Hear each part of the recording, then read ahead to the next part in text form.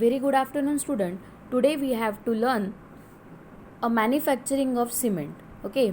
Previously, what we learn. So first of all, we see the definition of cement, then various or the classification of cement on the basis of their function. Then we see various constituents of cement. After that, functions of every constituents we learn. Then various properties of cement can be seen in detail. Now the next topic is manufacturing of cement. See student, there are two different method of manufacturing of cement, that is dry method or dry process and wet process. On the basis of name, we imagine that the dry process takes place without water, means absence of water, and wet process takes place with water, means in presence of water. Okay, so now the dry process of manufacturing of cement is not in your syllabus now, so we only have to study wet process of manufacturing of cement. As this process is called as wet process, means this process takes place in presence of water. This process takes place in presence of water. Actually, the wet process of manufacturing of cement include two sub processes. That process are crushing and grinding, and next one is calcination and clinker formation.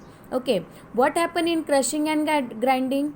So the ingredients required for the manufacturing of cement, that is calcareous material, argillaceous material, and whatever the things we required, as we see in the composition of cement, all that can be gathered in one place. Okay, then it can be crushed, means the big rock of that constituents can be crushed down into small rock. Okay, by using crusher, and this process is called as crushing. And now the small rocks or lumps of the constituents or ingredients of cement can be grinded in a rotary mill in the powdered form. And during grinding, what happen, we add 30 to 40% of water in that ingredients, so that you get, instead of getting a powder, you get one slurry. Okay, and that slurry can be stored in one tank to check their exact composition.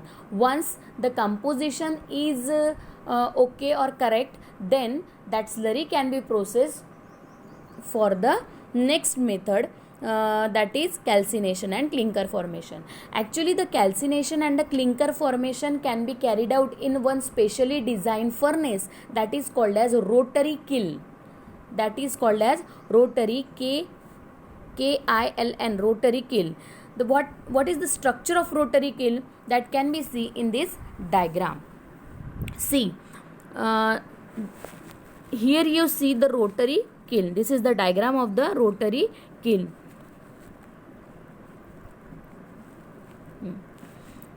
This is the portion of rotary kiln. This square box, what you see here, this furnace is a portion of rotary kiln. This can be continuously rotated with 1 RPM, 1 round per revolution. The moving ratio or the moving period of this rotary kiln is 1 RPM. Actually, here you see this rotary kiln is in horizontal position, but it is not in horizontal position. It is slightly inclined. It is slightly inclined. Okay.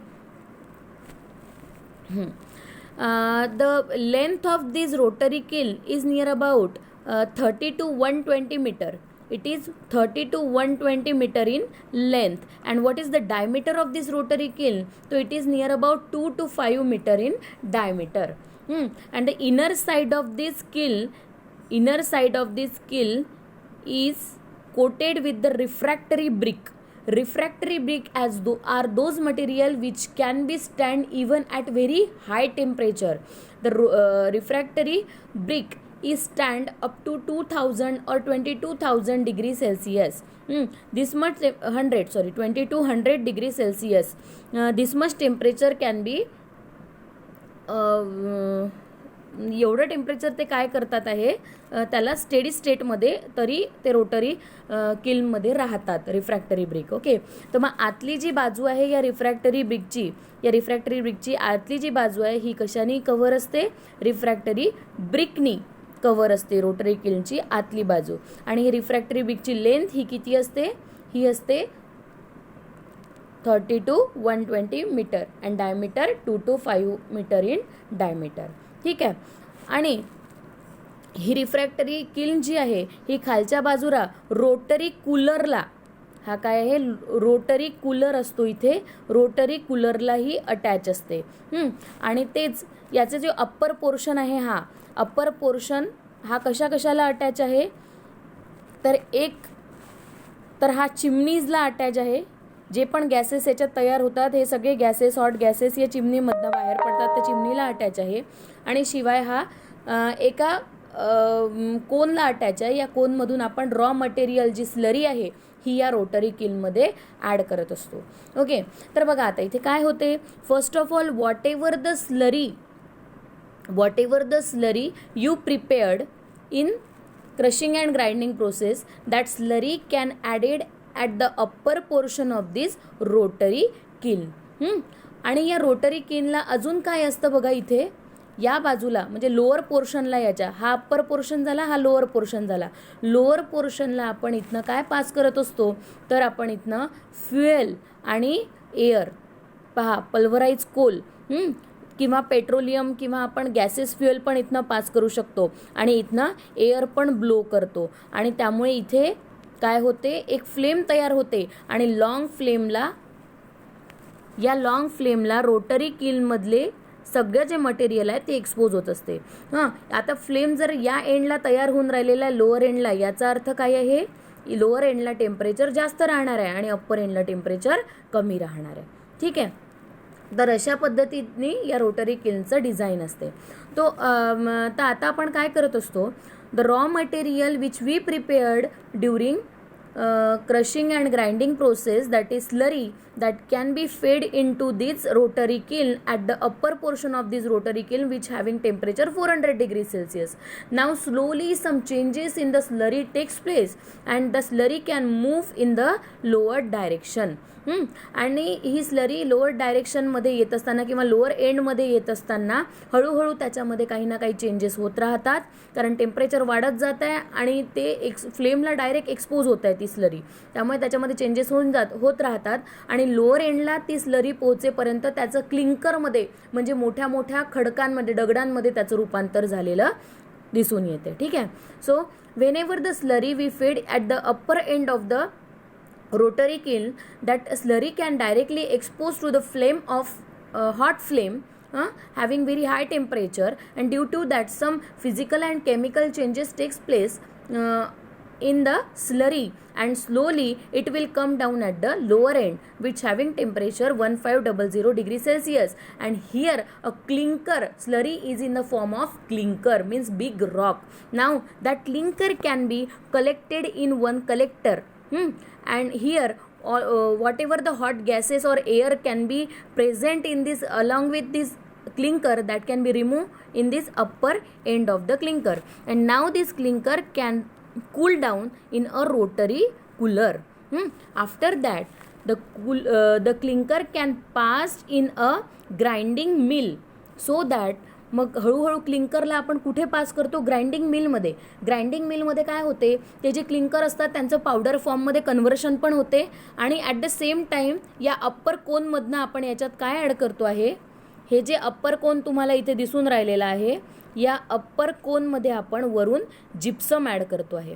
ठीक आहे, तर इथून gypsum किती add करायचा, 2 to 3%, जेवढंही weight आहे त्याच्या 2 to 3% आपण gypsum या कोनमधून ॲड करू. आणि इथे ग्राइंडिंग मिलमध्ये या क्लिंकरचं पावडर फॉर्ममध्ये कन्व्हर्शन होईल, शिवाय त्याच्यामध्ये 2 to 3% जिप्सम पण ॲड केल्या जाईल. आणि इथे आता तुमचं सिमेंट पूर्णपणे प्रिपेअर झालं आहे in the powdered form. And now this cement can be stored in a silos. One tank असतं ते. सिलो म्हणजे काय आहे, एका टँकमध्ये ते स्टोअर केल्या जातं आणि जसं हवं तसं त्याचं पॅकेजिंग करून ते मार्केटमध्ये सोल्ड केल्या जाते. Okay, so in this way. आणि बघा आणि ह्या प्रोसेसमध्ये जे पण कोणते गॅसेस इथे तयार होत असतात ड्युरिंग जे केमिकल चेंजेस फिजिकल चेंजेस त्या सिमेंटच्या म्हणजे स्लरीमध्ये होत राहते, तर ते गॅसेस त्यावेळेस वेगवेगळे बाहेर निघतात. तर ते गॅसेस बाहेर निघायसाठी इथे एक आउटलेट म्हणजे चिमणी आपण प्रोव्हाइड केलेली आहे. या चिमनीजमधनं हॉट गॅसेस सगळे बाहेर पडत राहतात. तर अशा पद्धतीचं फंक्शन होत असते रोटरी किल्नमध्ये. आता हा जो पोर्शन सांगितला रोटरी किल्नचा, इथे स्लरी टाकल्यापासून तर इथपर्यंत क्लिंकर फॉर्मेशनपर्यंत त्याच्यामध्ये जे कोणते केमिकल चेंजेस होतात, केमिकल रिॲक्शन्स होतात, त्या आपल्याला इथे बघायचे आहे. तर बघा 3 झोन या ठिकाणी आपोआप तयार झालेला आहे. हा जो सगळ्यात वरचा पोर्शन असतो या झोनला ज्याचं टेम्परेचर 400 दाखवलेला आहे, तो झोन कोणता असतो, तो झोन म्हणू आपण, त्याला म्हणतो ड्राईंग झोन. मग त्याच्या थोडंसं समोर स्लरी आली, तो झोन कोणता आहे, प्री हिटिंग झोन, ज्याचं टेम्परेचर आहे 700 डिग्री सेल्सिअस. मग अजून समोर आल्यानंतर टेम्परेचर किती आहे, 1000 डिग्री सेल्सिअस. या झोनला आपण काय म्हणतो, तर याला आपण कॅल्साइन झोन म्हणतो. आणि लास्ट जो झोन आहे इथे 1500 डिग्री सेल्सिअसचा, याला आपण क्लिंकर फॉर्मेशनचा झोन म्हणतो. तर असे वेगवेगळे झोन इथे तयार झालेले आहे. प्रत्येक ठिकाणचं टेम्परेचर वेगळं आहे, त्यामुळे प्रत्येक ठिकाणी होणाऱ्या रिॲक्शन्स देखील वेगळ्या राहतील. तर या प्रत्येक झोनमध्ये कोणती रिॲक्शन होते ती आता मी तुम्हाला इथे एक्सप्लेन करते. तर बघा, पहिला झोन कोणता सांगितला मी तुम्हाला,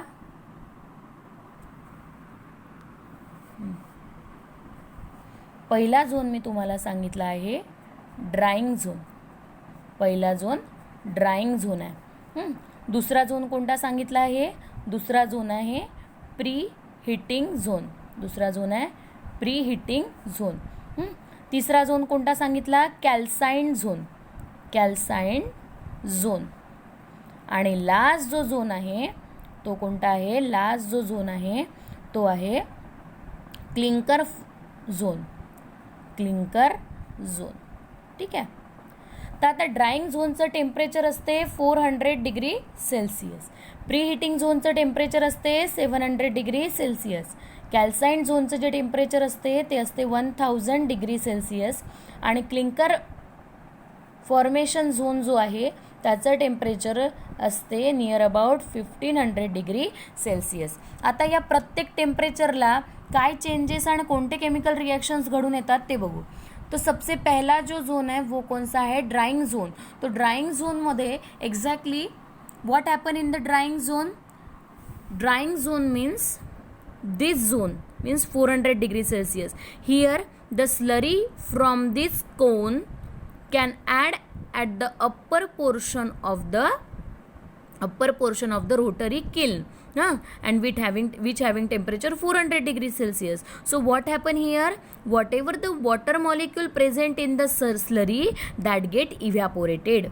काय होते, वॉटर मॉलिक्यूल किंवा याच्यामध्ये प्रेझेंट असलेले जर काही गॅसेस असतील, गॅसेस आणि त्याच्यासोबत वॉटर मॉलिक्यूल जे स्लरीमध्ये आहे हे सगळं काय होईल, 400 डिग्री सेल्सिअसला इव्हॅपोरेट होऊन जाईल आणि ते इथून निघून जाईल. म्हणून या झोनला काय म्हटलं आपण, drying zone. That's why this zone is called as drying zone. Now next zone is preheating zone. Preheating zone temperature is 700 degrees Celsius. What happened in preheating zone? In the preheating zone, we used clay as well as magnesia. So conversion of these magnesia means MgCO3 into MgO plus CO2 takes place. What happened in preheating zone? Conversion of MgCO3 into MgO and CO2 takes place in preheating zone. Now next zone is calcine zone. The temperature of calcine zone is 1000 degrees Celsius. Which type of reaction takes place in calcine zone?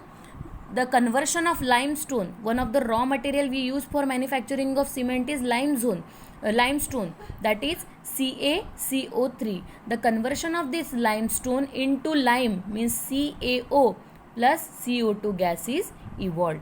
This type of reaction takes place in the calcine zone. Now last zone is the clinker zone. Temperature of clinker zone is 1500 degree Celsius means 1500 degree Celsius. Then which type of reaction takes place in clinker zone? See, which zone? Clinker zone. clinker zone. Temperature 1500 degree Celsius. Which type of reaction takes place in clinker zone? Here C2S